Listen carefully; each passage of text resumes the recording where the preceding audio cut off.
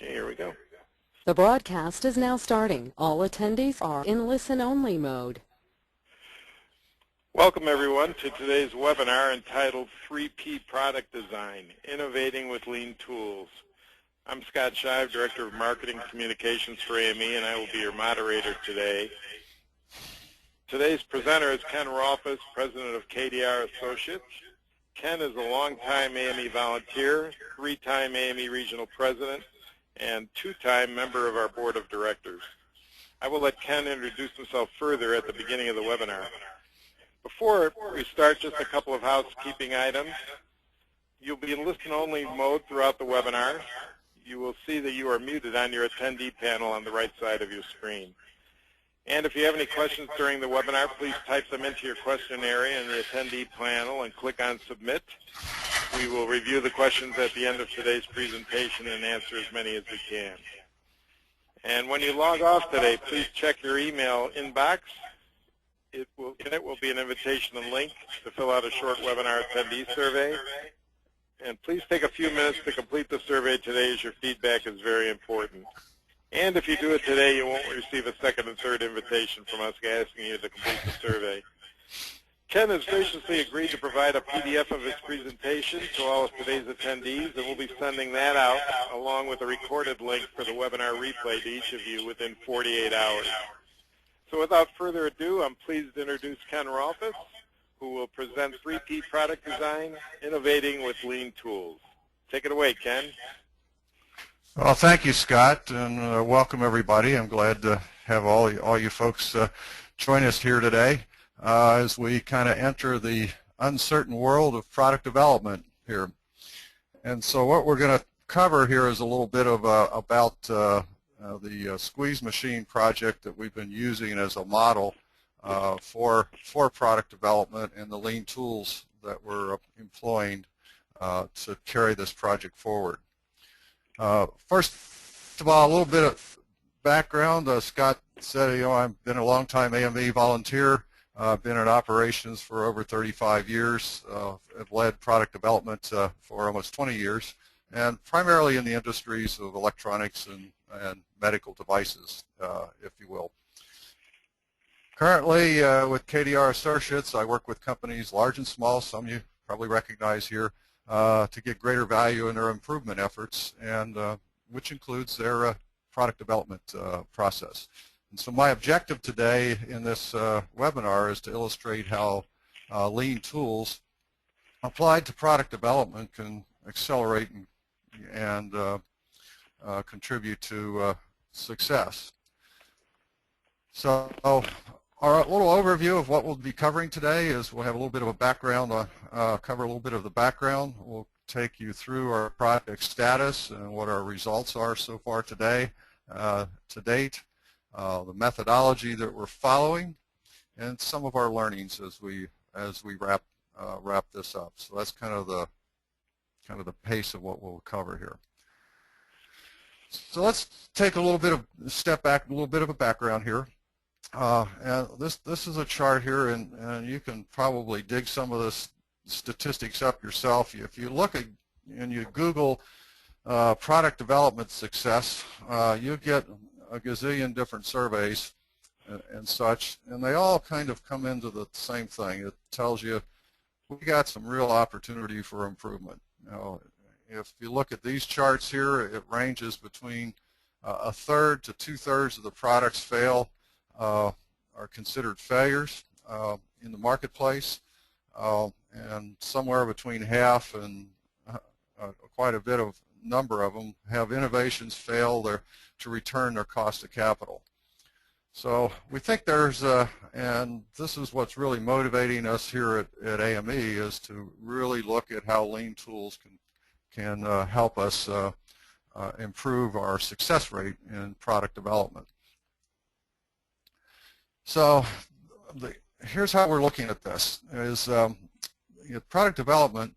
We're looking at the squeeze machine as the model to carry forward to do this. Now, the squeeze machine, for those that are not familiar with it, is Temple Grandin's design for basically giving an individual a hug when they need it, to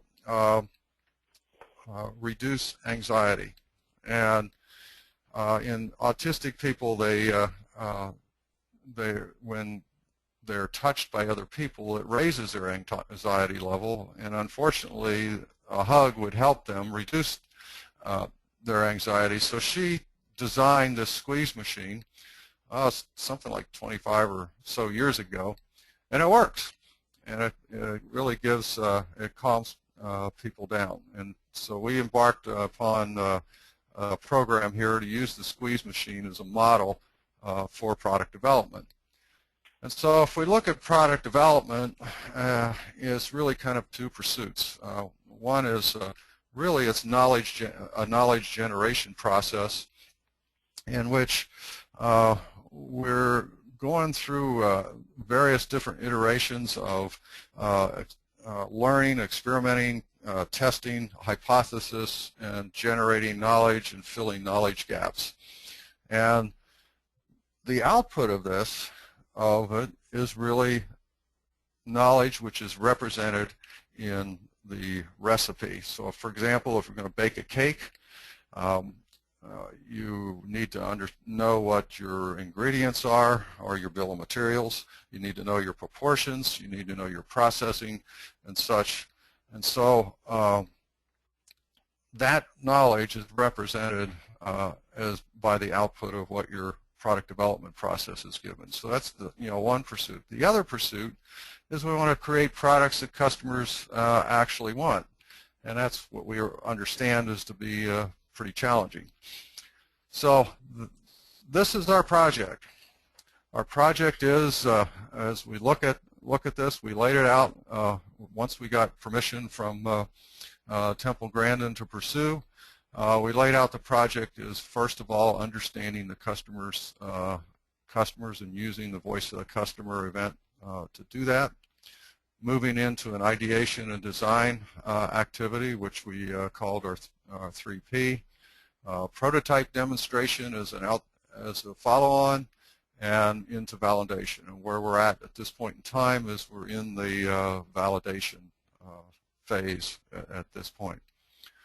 So over on the right, you see we had teams for the events here. One event was the voice of the customer team. We had looks like, I think we had about 14 or so people on that. Our 3P design team, we had about 22 people in that, which included users and clinicians and the manufacturer and AME members. So what we've accomplished so far is we identified and addressed some of the voice of the customer targets there. We went through and we're looking at the designs. We created 17 different design ideas, actually built 3 alternate models, and selected one to prototype, which is this here. It looks like a chair from the space shuttle. I'll show you what the real one looks like here shortly. Once we had identified the prototype, we outlined the manufacturing process, and what you see here, and estimated the cost and the sell price. And our objective was to bring the cost down. Temple was concerned that the cost had risen quite a bit over the years, and she was looking at, so we set a target of reducing it by 50%, and we think that what we have here does achieve that goal. We also scoped the product development plan to take us out, and what we used here is, those of you that recognize it will probably recognize that this is an A3 format. We used the A3 tool to help us keep us focused all the way through the project. And interestingly enough, as we'd go through it, I would send this to Temple Grandin, and Temple would look at it and such. And she really appreciated this. I never told her it was an A3. She just liked the format. She says, I like how crisp this is. It gives me a good status thing, and I don't have a lot of paperwork to read. So she really liked it. So this was the new design. Once we took that, the manufacturer built the prototype, and what you see here on the left, the people there, this was our user group. We have an individual that's autistic that uses the squeeze machine. We have autistic research people and clinicians that were participating. All 4 of these people participated in the voice of the customer in the 3P design. And in fact, it was really kind of fun. The woman sitting in the chair was research, now retired, for autism research. She said, "Well, can I build things?" I said, "Of course." She says, "I'm a certified welder." And so you find out a lot about the capabilities of people when you give them a chance to do things. Well, our next step is the original. While it works, it's mostly empirical. We have a University of Louisville Medical Center that's going to do a baseline for the original squeeze machine. We want to build some additional prototypes and conduct comparative clinical comparisons. And so for those of you that are in the medical industry, you recognize that the clinical, we now go into slow mode when you get into the clinical studies. So let's take a step back now and say, what do we got here? What is 3P? 3P is the production preparation process. And if we come back to our definition of product development, and if product development is doing 2 things, it's creating knowledge, and it's creating our production system, and it's also creating a product that people really want. What we're trying to do here is do this in a collaborative, concurrent process of the product design and process design at the same time. And what we found here, and in my experience has been, is we get both the product and the process improve, and the time to market improves. Now, this is a process that was kind of introduced to the U.S. Somewhere in the mid-'80s. I got involved in using this, started using this in the early '90s, and found it to be a fairly powerful process here. The objectives here is to really balance 3 things. Is really address the human needs for these products. I mean, we're not talking about internet app here. What we're really talking about is products that people use each day. So we look at how the human needs are and how we interact with that, and do we have a desirable product? Is it technologically feasible to actually do this, and do we have the technology? And then is it viable for the business? Do the business have the capabilities to do it? So we're trying to balance that, and get us as try to operate in this sweet spot right here in the middle as best we can. And what's interesting about this, or what's important about this, is that we're moving the development process out of the back labs and such, out into the front, and creating a collaborative environment for idea exchange and development with a wide range of stakeholders, which you'll see here later on. Now, the process that we followed in this project, really, if you look at this, doesn't look like any other product development project. As we defined the challenge, we looked at it. We had to keep ourselves fairly focused because there's quite a wide range of opportunities for various different products to do what the squeeze machine does in different venues in different ways, such as vests that you can wear and that sort of thing. What we wanted to do is focus on the challenge, the product that would be used in a clinic or in a home. We went to create our team, and we looked at the manufacturer, the user community, and AME members, and we wanted to bring a broad enough spectrum into this so that we had different contexts and views for the design. Then we had to really understand the user. Many of us, including myself, really were not knowledgeable enough to really talk about what the user really wants. And so we had to go through, and that was our Voice of the Customer event. And then out of that, we wanted to get into some ideation and design and such, and we did that in the 3P event, and it's still occurring, if you will. Okay, and then obviously we'd like to move it towards implementation. Well, I'd like for you to look at this, these processes, a little differently.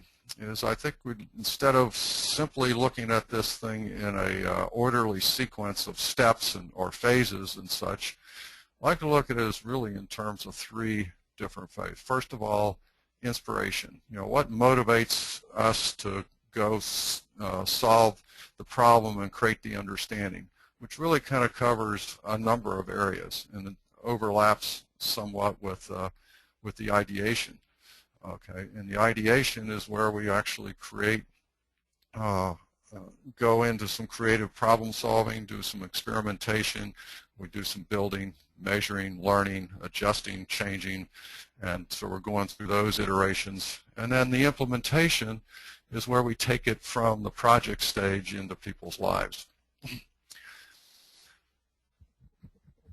What I'd like for you to look at this, and the approach that we're looking at here is that this is kind of a combination of divergent and convergent thinking. And it's important, I think, for us to know where we are in the process to determine whether are we at a point where we should be diverging or are we at a point where we should be converging our thinking. Well, first of all, as starting out, when we're defining the challenge, we want to make sure that we're not trying to cover the whole landscape here, but what we're trying to do is define the challenge clear enough and simple enough that we can put our arms around it and work it. And so we focused on the product as it's used in the clinic or in a home. Then when we wanted to create a team is we wanted to do some divergent thinking because we wanted to have a diverse group of people to address this, because that's where the ideas come from, people looking at things from different contexts. And then as we went to understand the user, again, we're going to really kind of focus down to understand what that user activity is. Obviously then when we go into ideation, we want to really diverge and look at lots of opportunities and then work our way down to converging to the product that we want to carry forward. So that's kind of the nature of the process. So when did you want to, if you want to use 3P, and when do you want to use it? Well, there's a number of triggers that you see here on that, but you can use 3P throughout your product life cycle and such. But I would say your best return for your investment is when you're doing it up front. When you got a new product design, or if you got a new process or line that you're developing that you want to implement, or if you have a new facility. We've done a number of facility designs with 3P.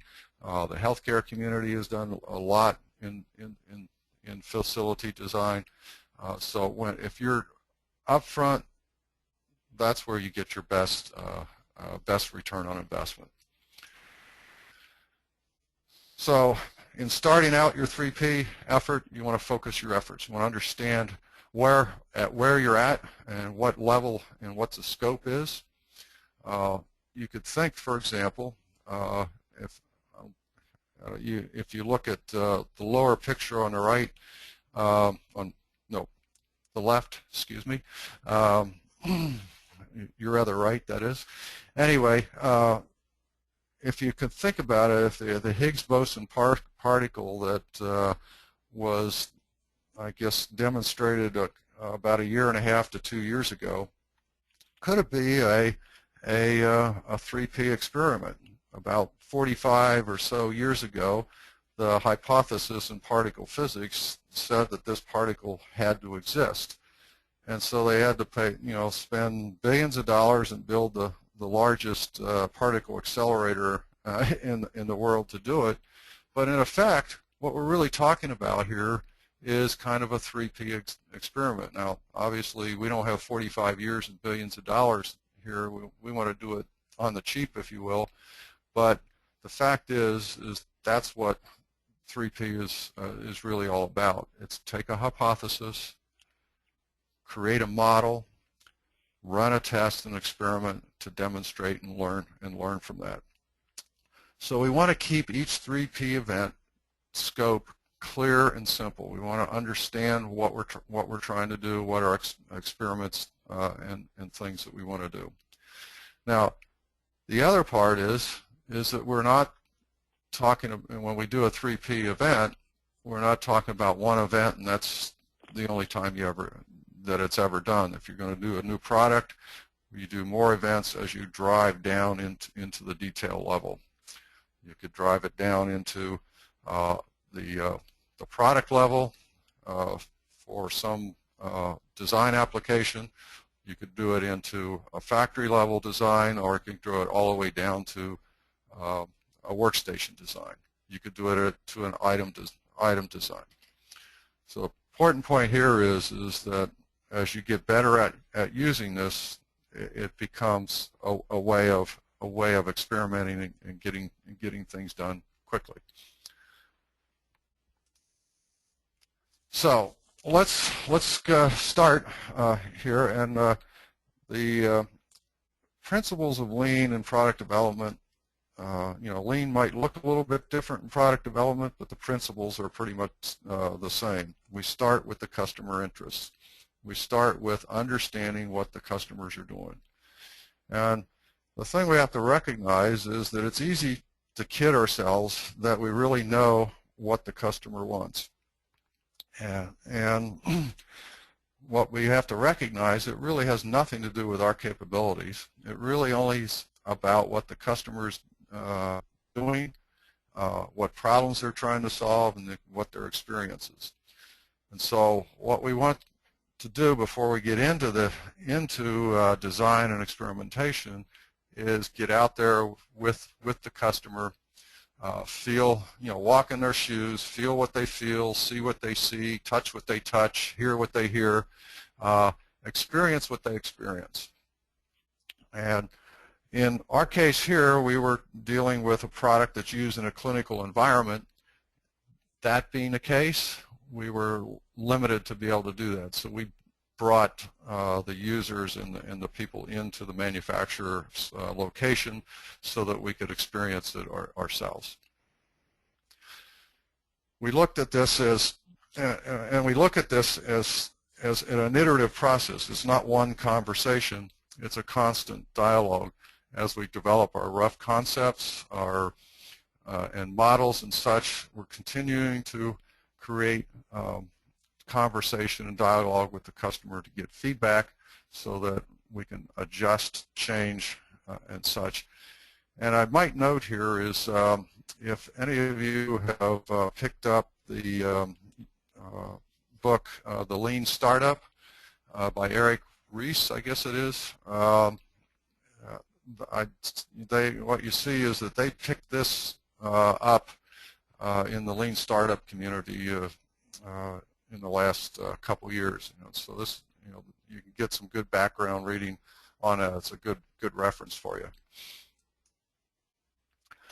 So in our situation, the squeeze machine, this current squeeze machine works. Okay, it was designed by Temple Grandin. As we looked at this and the requirements from the customer, is that users control the initiation and duration of the squeeze. It was really a very critical element of it. Okay, and it's designed to reduce anxiety, is to help them calm them down, and it works. All right. So we had a machine set up in our program. We brought our folks in. So everyone took a turn to get into the machine. We observed people using it.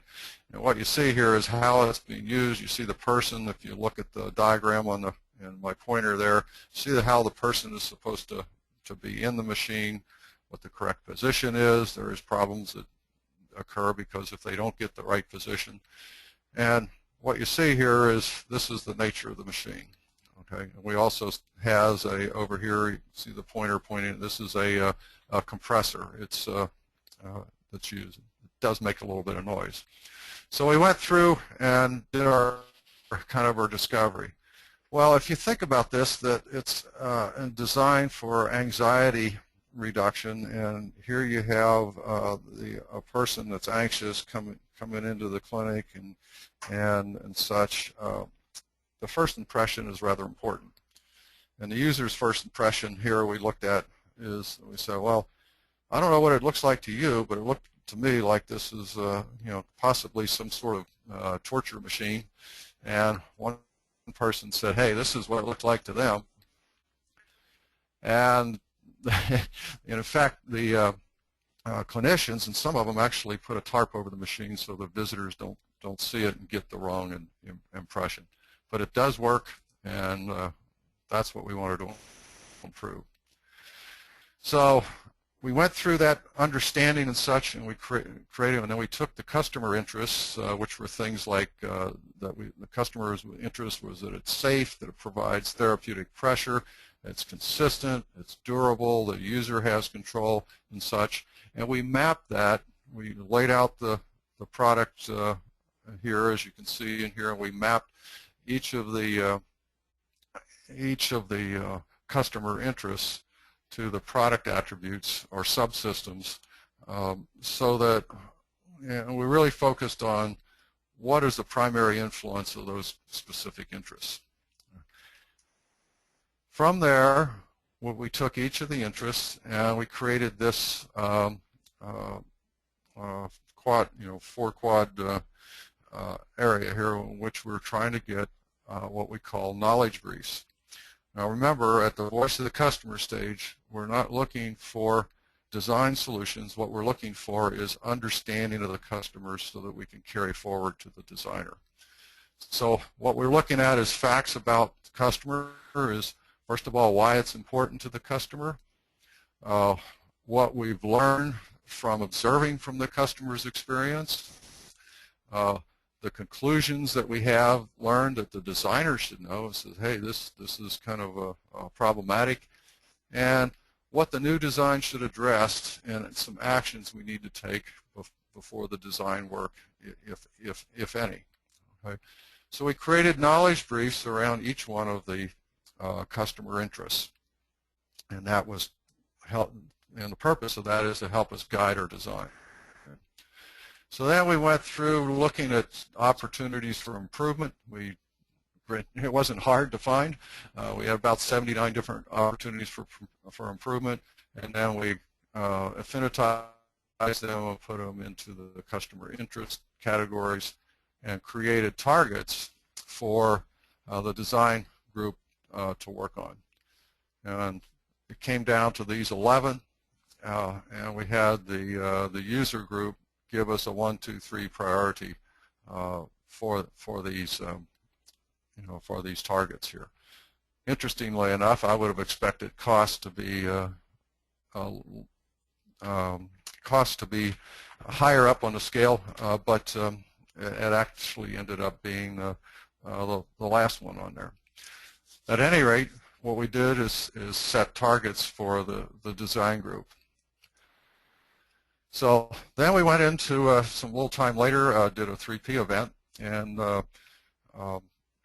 well, I would recommend that you do separate the voice of the customer event activity from the 3P event, so that because sometimes you need to go out and get additional data and information so that you have what you need to be able to have an effective 3P event. The 3P event is a structured event, as you see here, and it's designed to converge from a large number of opportunities and such and bring us down into the concept that we want to do, that we want to carry forward. So it's a hands-on, as you can see here. It's hands-on, it's conceptual, and modeling and experimentation. That's the nature of the 3P event, and this is what our team was working on here. Out of this, we've really forced the groups. We had 22 people in this group, and we forced design ideas. We broke it into 4 different teams and asked them to create a minimum of 7 different design ideas to make this happen. And we told them also to get out there and look for examples in nature as a way to get out of what our normal everyday thinking is, and also find some opportunities to do so, such as this. I mean, nature has had millions of years to solve problems, and most of nature's solutions are fairly waste-free. So we can learn a lot from looking at that, and we can apply these tools. So we forced the group to really look and come up with different ideas. Well, out of the 4 groups, we got them together, and collectively we had 17 different design ideas. Now, I do know that 4 times 7 is 28. We had some duplicates and such. And here's what you see here is this is highly conceptual. The design ideas were pictorial and such. And we had examples from nature, and each of the members of the teams described and expressed how their design ideas would work. Using the customer interest and using the targets that we had, we selected three alternatives that fit the requirements as the best, and brought those forward and built models accordingly. We built 3 models of that. What you'll notice here is that there's some differences. This one here was designed around a cocoon and a spider web. We had some clamshell such, so we've had a number of different thinking processes, and so we built the 3, demonstrated it, and then selected one to go forward. So this is what this cycle of learning, if you will, kind of looked like. So we took the design, and what they did is they actually would take a design concept and then pull various different ideas from other designs. And one of the things we wanted to test here is we wanted to test the concept is the current product uses a compressor. The compressor is loud. In fact, we measured it. It's somewhere around 185 to 100 dB. So consequently, and of course, it comes on intermittently.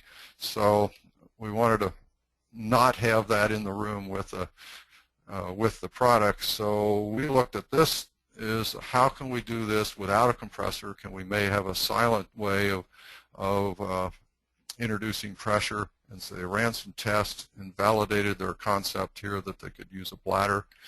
And so they started build a model here and demonstrate it. And this is where we got to our proposed product. We had another version that they ultimately named a two-way chair design. It was a clamshell pressure and two-way, as it was, they kind of took it out of the massage chair design there, and then took and decided that you could sit either forward or backwards, if you will, in it. So they decided to call it a two-way chair design. So they created and demonstrated, just demonstrated the product. Did the same for the other one, which they affectionately called the swing design. It was kind of a swing. It was really a unique approach here. There was no mechanical or electrical devices in here to create pressure.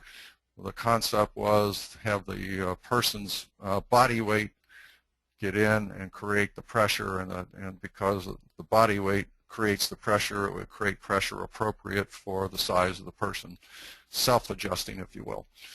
And so that they ran some tests on that to see is it feasible. They ran some tests on a small model, ran some tests on a larger size configuration, built the design, and then built it and demonstrated it. And so the prototype then, this is where we went. So I would say that this is not too bad a job here for about 5 days of work. 2 days of voice of the customer, 3 days of a 3P event. So if we look at the tools we use, you might say, well, gee, what does that look like? Well, we really didn't use a whole lot of different tools. We used 3P, we used voice of the customer, and we used the A3 throughout this thing. But what I think we have to recognize here, it's not just the tools. The key really was the diversity of the backgrounds of the people and creating the open environment that they could work and have that interchange of ideas and such, because that's where good ideas come from. And I have an idea, we have a dialogue about it, and you have an idea, and when we bring them together, you know, the interesting thing is that when two people get together, each of them have an idea, we walk away with a third idea. So our lessons learned, the folks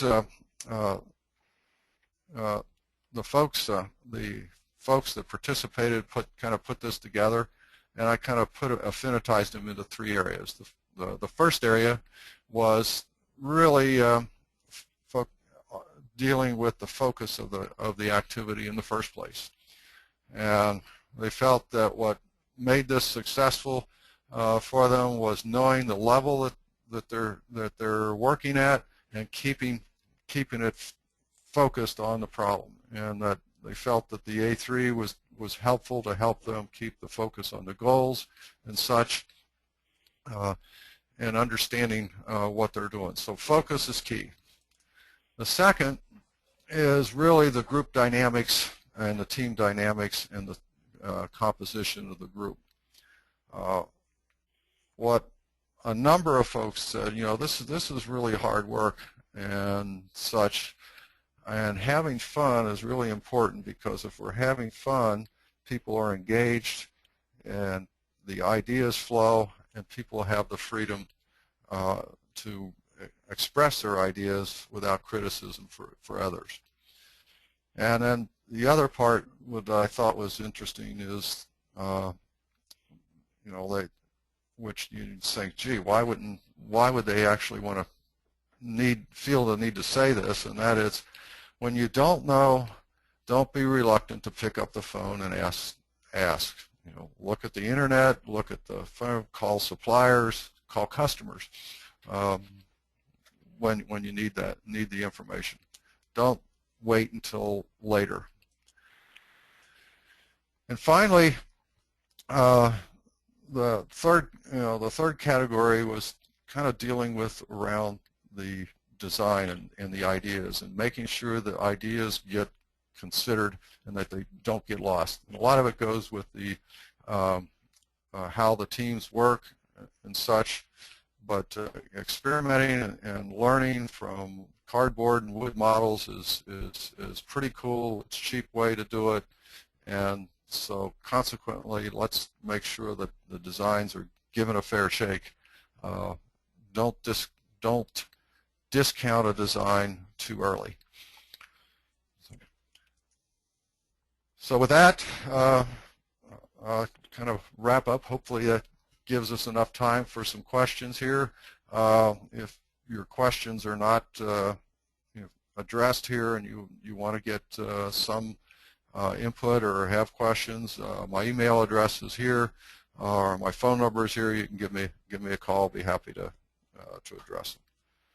Scott, you want to take over here and look at what you're... Thank you, Ken, for a very insightful presentation. We appreciate it. If anyone has any questions, if you could submit those now on the question panel, it would be great. And while you're doing that, let me just tell you that our next webinar is scheduled for January 16th on pole and Kanban systems. And you can visit ame.org/webinars for more information and to register. Here we have a question here. Does the net effect end up consuming more or less resources? Am I on? Yes. Oh, okay. Oh, okay. I'm sorry. I think the net effect is that it consumes less resources, and I'll give you an example from my own experience. We had I had in my previous company a project that was presented, and the project that was presented was a new product which required an entirely new manufacturing process line in a clean room that we didn't have.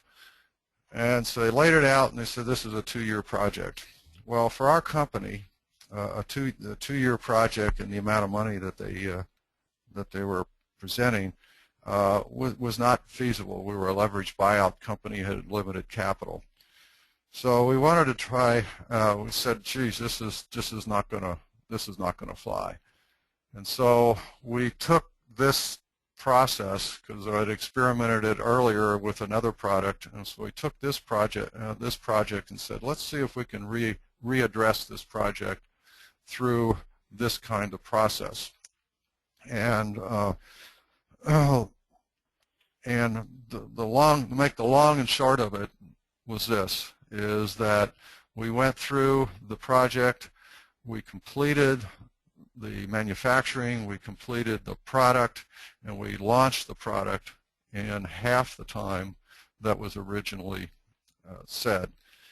And if we took the time that the original project, by the time that original project was, the original project plan had for launch, which was 24, I think it was 26 months. We looked out 26 months from the start that we actually did. We had already captured about 20% market share on that. So the resources applied, I think, were less in the long run, and the results were greater.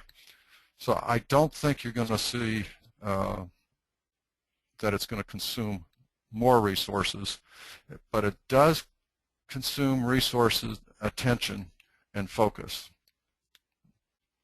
Did that answer your question? Hopefully. Ken, we had 5 more questions submitted while you were answering that one. The next one is, this looks like an effort focused on the design side of 3P. How would you change these thoughts to move into the production aspect of 3P? And could you provide an example? Yes, this is designed around the product design. And this first of all, 3P applies to product, process, and facilities. If we were looking at a facility or a process, what we would do in that is it would be a little bit different. First of all, what we would do is we would do a process map, is first of all, and that would become our guide. And we would, you're probably used to doing future state process maps, and say this is what the process map would be and what our desired performance of that line would be, and that would become our guide for design. We would then take the process and we'd find an empty area in a building, and we would build our model or models and demonstrate and simulate the process until we got it to the point where our performance was meeting the targets.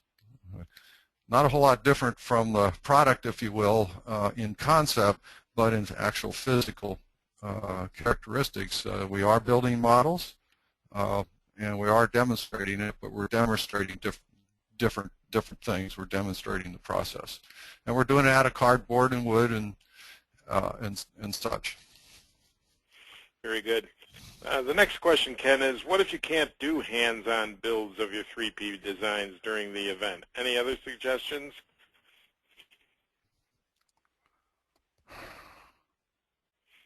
I guess it depends on what you're doing is because the whole concept of this is leveling the playing field, and so I would recommend that you not avoid the hands-on build. If you're using CAD and such, what you do is you isolate most of the players in the event.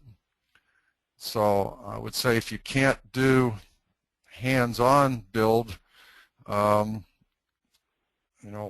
try to find a way to get some hands-on. It may be doing cutting out paper dolls or whatever.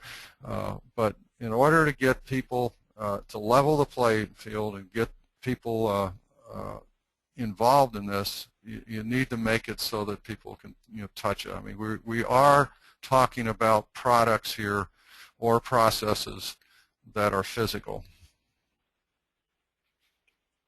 Very good. You sort of touched on this, Ken, in your previous answer for an earlier question and in there, but this gentleman would like to know, what process did you use for evaluating design concepts? The process that we used was, and I'm sorry if I didn't make that clear, the process that we used is that we created an evaluation criteria based on the customer interests on this, in this process. So we had specific customer interests and the design targets. And so what the approach, if you're familiar with the Pew method of plus, minus, and equal, is we looked at the designs and said, okay, how I got design 1, design 2, design 3.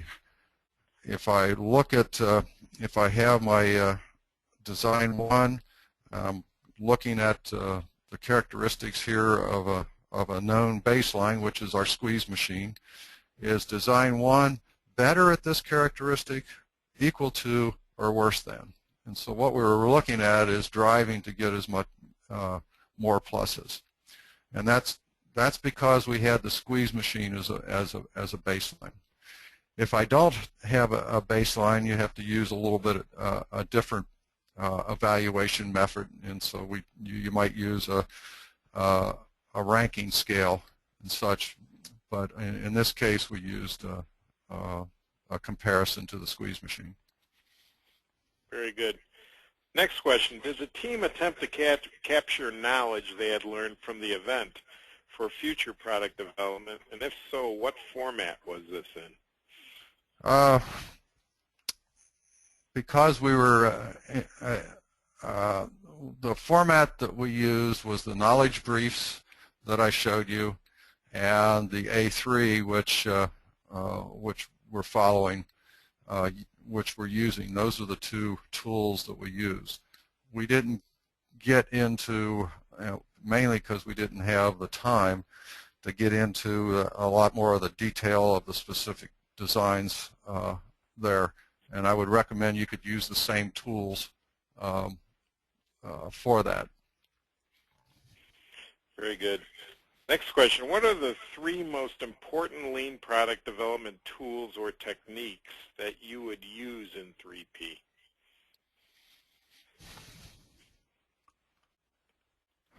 Well, I think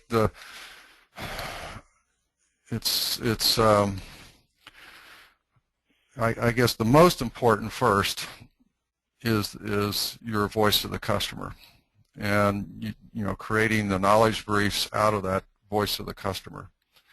And there's various different ways you can do that. I like the simple knowledge briefs that are there. There's others that like to use QFD format, but I find that the QFD can get a little tedious and complex. Like to keep things simple and focused so that people that are not really schooled in design can participate and such. So that's one. I guess the other is visual modeling and simulation, if you will, whether you're doing a process or a product or such, but really doing modeling and demonstration and do it right, right there visually and such. That's really really fairly key. And I think the A3 is beneficial to help keep you focused on the project and do it at a level that's high enough that you can see the whole process. You can get into, you can drive into using Microsoft Project Management and get down to the your whole work process and such, and you get a lot of detail in your project plan. But the A3 is a good tool that keeps everyone on the same page of understanding, and it gives you a picture of the whole process. Very good. Two more questions. We are on the East Coast. Any recommendations for 3P knowledge resources or benchmark opportunities in my area on the East Coast? Well, Alan Coletta wrote a book. Alan, he's from Siemens. It's called The Lean 3P Advantage. I would suggest that you pick that up. At AME, we've had 3P workshops at all of our conferences. Productivity Press has put on some. Alan at Siemens has hosted a 3P example. I've done a lot of work with them in their projects to get them going. So you can, I would say, first of all, pick up the book, and if you would like to get an opportunity to visit Siemens, contact me, and I'll get a hold of Alan and see if I'm sure he would be willing to host a few guests. He's very open with it. Very good. The final question, did you use LAMDA in your voice of the customer? Not really. Not on an overt way, if you will, but probably so, because basically what you're really doing is looking first before you're doing anything else and seeking understanding in that process. But generally, I wasn't trying to teach folks a different tool from the PDCA at that time. So consequently, I didn't go into Lambda, and I'm not sure that was really necessary. Very good. Well, thank you, Ken, again for a very insightful presentation and for answering all the questions. And for those of you still on the line, please don't forget to fill out the short survey that will be in your inbox. And thank you, everyone, for attending. And this brings our webinar to a close. Have a productive day. All right. Thank you, everybody. Appreciate you joining us.